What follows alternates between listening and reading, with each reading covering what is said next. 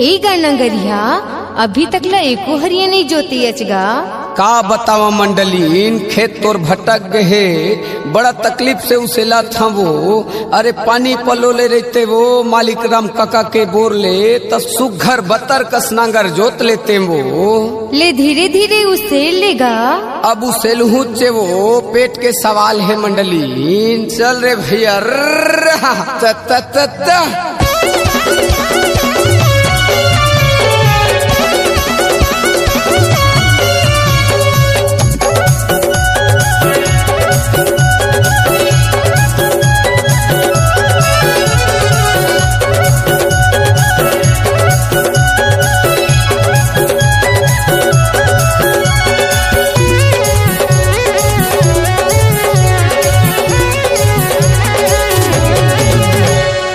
घड़त में है नांगर मोर बात पतिया लेबो। घड़त में है नांगर मोर बात पतिया लेबो। बढ़ता ठवे रानी पानी पलवा लेबो।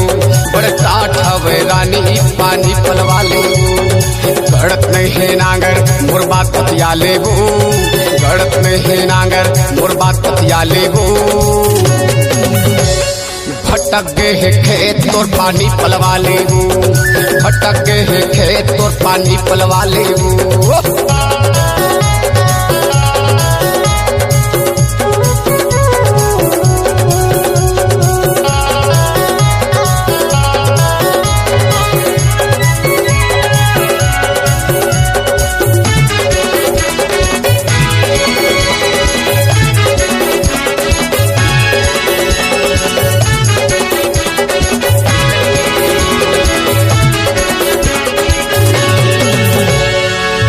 दाबे मुट्ठी अल्लाह नारे हपीरागे। देख मोरे बछवा के गोड़ हछड़ागे। दाबे दाबे मुट्ठी अल्लाह नारे हपीरागे। देख मोरे बछवा के गोड़ हछड़ागे। देख मोरे बछवा के गोड़ हछड़ागे। घड़त नहीं है नांगर मोर बात पतिया लेबो। घड़त नहीं है नांगर मोर बात पतिया लेबो। बढ़ता ठवे रानी पानी पलवा लेबू। बढ़ता ठवे रानी पानी पलवा लेबू।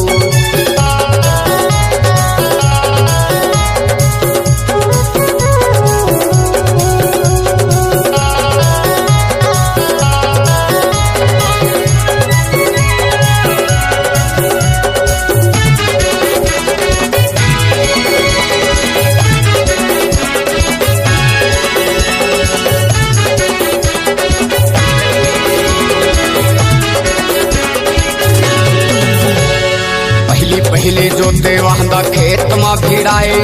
दलदल भूया वो मैं लटपट में कमाए। पहले जोते वहां खेत में भिड़ाए।